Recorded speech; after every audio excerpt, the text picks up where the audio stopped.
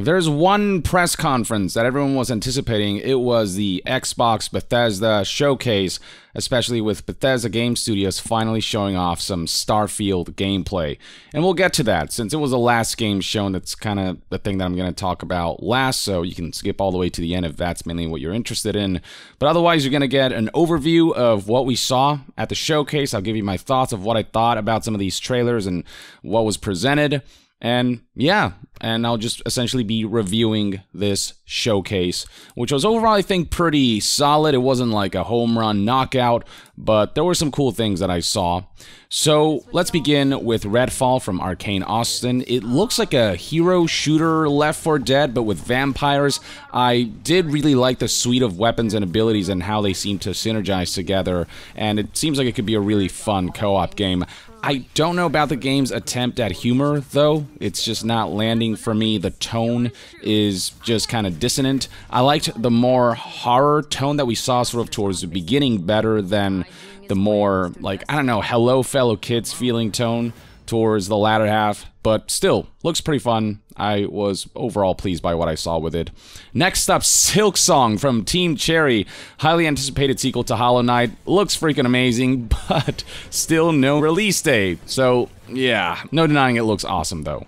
Next up, we got High on Life from Squanch Games. It's this first-person shooter with basically Rick and Morty style humor. If you're into that, you'll dig this.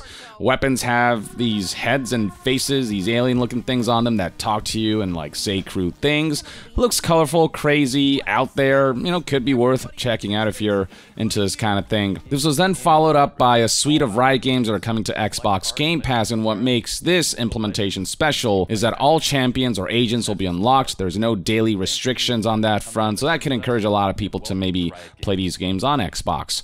This was then followed by Plague Tale Requiem from Asobo Studio. The first game garnered quite a bit of fanfare, so lots of excitement surrounding this next entry. Really great visual fidelity and atmosphere. Looks next-gen, some pretty intense-looking combat and stealth scenarios. Looks overall like a very worthy sequel. Next up, we got Forza Motorsport, the flagship racing series from Xbox. Not big into racing games personally, but I did really like how they presented this game's features in-engine with this like stylized one-shot sequence. The game looks drop-dead gorgeous with incredible attention to detail.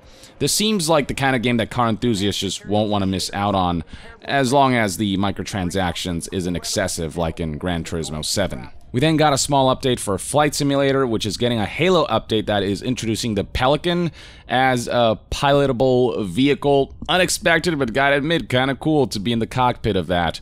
Overwatch 2 is up next from Blizzard. They showed more PvP stuff and a new hero, and the free-to-play release was confirmed to be for October 4th.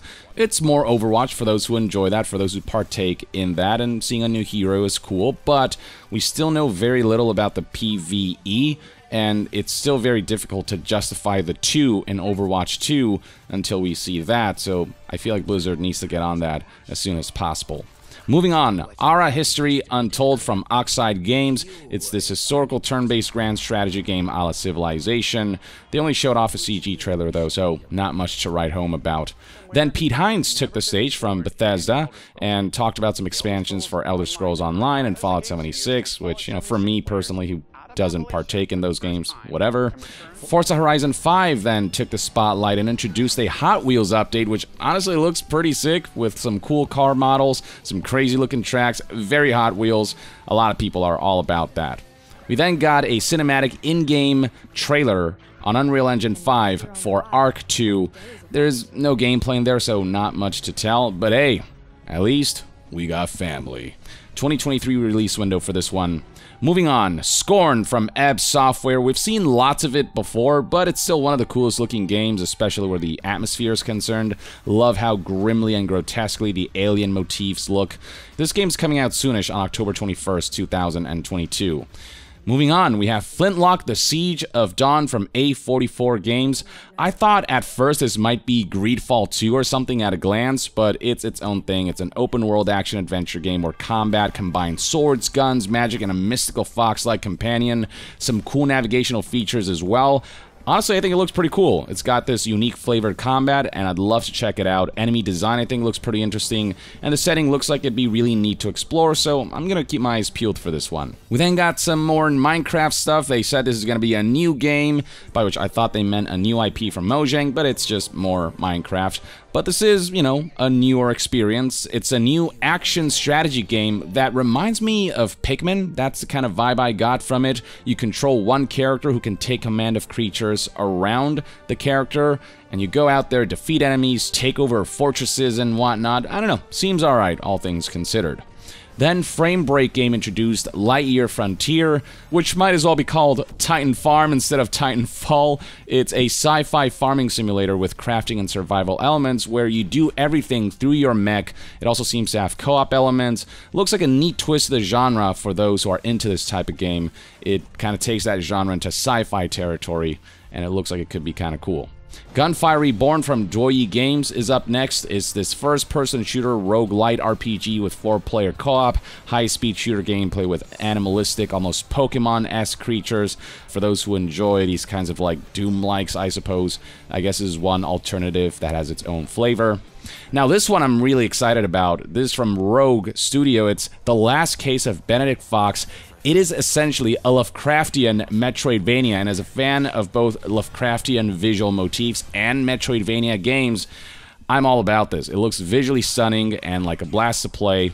One of the highlights of the show for me, definitely one to keep an eye out for. Comes out spring of 2023, so not super far off. Interior Night then showed off as Dusk Falls. It's this visual novel. The graphics are essentially realistic photos that have been painted over, is kind of the way I'd describe it. Not a fan of the characters teleporting around as they move animation style. It is kind of visually jarring, but the pudding will ultimately be in how good the story is for those who are into these kinds of narrative-driven games. So we'll see what happens on that front. We then got a look at Naraka Blade Point from 24 Entertainment. It's this melee action battle royale game that's out on PC already, and basically they are announcing that it's coming to Xbox on June 23rd. Obsidian then took the stage to introduce two things. Pertinent, which is not the most riveting of trailers per se, but it is interesting with how the medieval art style has been implemented, and this is one of those narrative-driven adventure games with a focus on branching narrative paths. And sure, it doesn't look like the most exciting thing, but this is from the director of Fallout New Vegas. Obsidian are fantastic when it comes to telling stories, so I personally think this might be worth checking out. Obsidian then talked about Grounded, which is a game that's been in early access for a while. It's finally going out of early access and launching on September 2022. Next comes another highlight of the show for me, Erebon Shadow Legacy from Baby Robot Games. This basically is Assassin's Creed, the old Assassin's Creed, with shadow magic and cyber elements. As a huge fan of stealth and assassination games, this one is 100% up my alley. Feels like what Assassin's Creed once was, but with enhanced elements. I love the fact that you can like traverse through shadows, and you can do Assassin's Creed style assassinations, but with more mobility. Essentially, there's like cool motifs of magic and cyber. I'm all in. It comes out in 2023, and this is one I hope to check out, and hopefully it'll be as good as it looks. Then came a pretty major showcase from Blizzard. Diablo 4 took the stage, and I gotta say, this game is looking pretty damn impressive, both in its visual style and graphical fidelity. I love that it's going back to the grittier tone of like Diablo 2, but more modernized. This showcase also introduced the Necromancer, my personal favorite class in the Diablo series, and yeah, the class looks super fun, really smooth to play. But at the same time, after Diablo Immortal, people are wary of shady monetization tactics, understandably so. But those concerns aside, if this game can pull it off and not be super greedy, I feel like it's shaping up to be a worthy mainline sequel. We got an update on Sea of Thieves Season 7, this shanty that kind of introduced the new features, so that's fun. Then Coco Cucumber introduced another spotlight of the show for me, Ravenlock, which looks to be a Legend of Zelda-inspired action-adventure game that had a baby with a really messed up version of Alice in Wonderlands. Love the visual style of this, love the world they've created here that's both brimming with color, but also has like these creepy pasta elements to it. This very unique personality, really cool creature designs. this is one also that I was kind of impressed by. The indies are really doing a lot of work, I feel, really just putting out super unique games. Cocoon is up next. This is a game from the lead gameplay designer of Inside and Limbo. Seems to be a puzzle-focused game with this trippy motif of like worlds within worlds with some crazy-looking transitions. Looks fascinating, honestly. Would love to see more of this down the line. Wolong Fallen Dynasty is up next. What a lot of people thought maybe might be a sequel to Neo turned out to be what is looking to be Neo, but with Chinese history and mythology infused in there, and I'm sure it's going to have its own flavor of combat and gameplay as well. Though still within that vein, given that the game is being made by Team Ninja, the same team that made Neo, you can definitely tell. This was more of an in-engine cinematic trailer, no real gameplay, but gotta say the visual direction of this one is looking fantastic. Love all the creature designs that I'm seeing so far. This comes out early 2023, and obviously as a big fan of Souls and Souls-likes, this is one that I'm gonna be keeping my eye out for. Then came fantastic news for Persona fans. Atlus announced that Persona 3, 4, and 5 Royal are all coming to Xbox finally, starting with Persona 5 Royal on October 21st, 2022. No release date yet for the rest of them, but they'll come later, no doubt in the not-so-distant future. And I say the more people can access Persona, the better. It's a fantastic, super stylish JRPG series that tackles some pretty interesting and serious themes. I think it's fantastic that it's coming to more people. Then Hideo Kojima took the spotlight, and if you were there during the stream, you could see my excitement. He didn't show much, if anything at all, but he did essentially confirmed Jeff Grubb's report of a Kojima Xbox publishing partnership for a game. While no footage or title or anything for that matter was really shown, Kojima did reveal that this is a game he's always wanted to make. He's waited a very long time to make it, seemingly for the technology to catch up. It's unlike anything else that's out there, he says, a never-before-seen concept, and apparently he seemed to have hinted that it's going to leverage Xbox's cloud technology. And for those going, oh no, a cloud game, Stadia, and going on this train of thought, do keep in mind that you got games like Flight Simulator that are cloud-based. That's how they render essentially a giant Google Maps on the game itself, and cloud technology was leveraged that way for that game. So it's not necessarily, it's just a regular game that's exclusively playable on the cloud. It's not necessarily that. It just leverages cloud technology to open up some new gameplay possibilities, is the sense that I'm getting here. And Kojima, say what you want about him, but he makes some of the most interesting stuff. He always thinks outside the box, and he really puts his heart into it, so I am very curious to see what this will end up being. Phil Spencer talked about Game Pass for a bit and showed off this image showing what the next 12 months are looking like for the subscription service, and I mean, check this out. So much good stuff coming to the service for just $15 a month for those who cannot afford to spend $60, $70+ on every major game that comes out. For people in a financial position where this is a better option, this is just great to see. All right. Last but not least, Starfield from Bethesda Game Studios. At long last, we saw gameplay of it, and the general impressions across the internet from what I've been seeing overall seem mixed, more positive leaning mixed, but still mixed. Like if you go to likes and dislikes ratio, you'll see that this is not the same fanfare that games like Skyrim and Fallout 4 got. And not to mention, Bethesda's reputation is kind of at rock bottom right now after Fallout 76 and Elder Scrolls Blades and whatnot. Though the main thing that people are criticizing about Starfield is that there are aspects of the game that do show rough edges of the aging creation engine. Don't get me wrong, they definitely improved it, the graphics are definitely better and whatnot, but I do feel like the creation engine, despite the improvements, is just not keeping up with the times compared to other open world games out there. Combat in particular has been a sticking point where a lot of people said it looks kind of rough, not very impactful, looks straight out of Fallout 4, but without the iconic VAT system. I myself was also hoping for significant headway on this front, but the combat looks aged. It looks like it's from last generation creation engine still. There's also the matter of performance. The frame rate did look a little choppy. It was like a stuttery 30 frames per second. It felt like it wasn't all there. And I don't know, stuff like this would really explain why Bethesda decided to delay this game to sometime in the first half of 2023. That seems to have been a good choice. and I hope that time is leveraged to really iron out the performance, to improve the combat, and to just like polish up things that clearly need polishing. They also showed off things like the game's character progression system, where it's more like challenge-based. You have to like kill 200 some enemies with this weapon to unlock this perk that ranks up this weapon's damage. I'd have to play the game first to see if this jives with me, but, you know, I do hope there are some fun perks in there that will really allow you to go places with your character customization. I also do personally feel like there's a lot of empty space, whereas like Elder Scrolls and Fallout's open worlds felt very handcrafted with a lot of personality in the limited space. Starfield is set to have like 1,000 planets, and you know, all of these planets you're supposed to be able to land anywhere and explore, and it almost feels like it's gonna be too big for its own good. You cannot make 1,000 handcrafted planets, that's just impossible. There's probably gonna be a handful that are really handcrafted, some key planets that the campaign is going to take you through, but the rest, it's, I don't know, is it going to be procedural? I'm a little concerned about them going too big and just all that stuff being more filler than substantial content.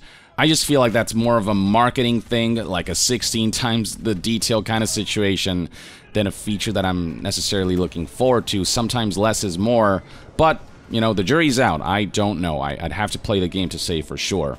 Now, those concerns aside, there are aspects of this demonstration that really did impress. The base building stuff has been expanded upon from the settlement system. Looks neat in terms of its implementation.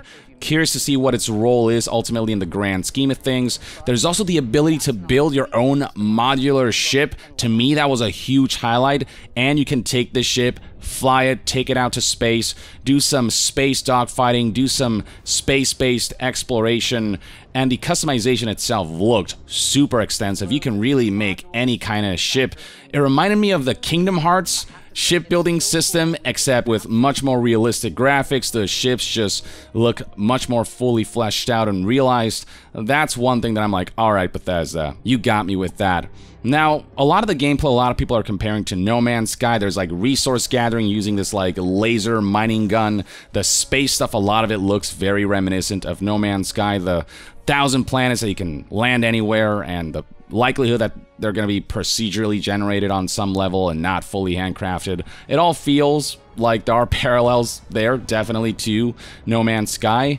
But I will say, what makes a Bethesda game, and I think what will make or break Starfield is the world building, the activities, the quests, the characters, the stories, the factions, the openness to forge your own adventure and follow your own path within the confines of this immersive world, which has its own huge history behind it, its own lore. Or I shouldn't say world, in this case it'd be this whole galaxy. Like, that's the stuff that Bethesda's known for. Their gameplay have never been top-notch. It's the gameplay that paves the road to the immersion of the world and how alive this whole world, or again, in this case, this whole galaxy feels. Just what's there to do in here, what's happening around, and how can we interact with this and forge our own path and shape the world and the stories themselves. That's what Bethesda games are all about. And that's where I think Bethesda will differentiate itself from No Man's Sky, the scale of that world building and your participation in it. So if Bethesda can nail that aspect and improve upon the rough elements that we saw during the gameplay showcase, I think with all said and done, Bethesda fans will be happy with this game. And look, yeah, I have concerns, but I'm still looking forward to it. Bethesda single-player games do have a special place in my heart. Oblivion just blew me away, introduced me to Bethesda games, and from there on, I've been there for Skyrim, for Fallout, you name it. But I really hope they can knock this one out of the park. I am worried about some of the aging and rough edges elements that I saw here and there. But a vast single-player, story-driven Bethesda game set in a galaxy-wide environment. You know, the concepts, I think, are really compelling. The execution is where it's up to Bethesda to really nail it and to really bring it home. I wish them the best of luck.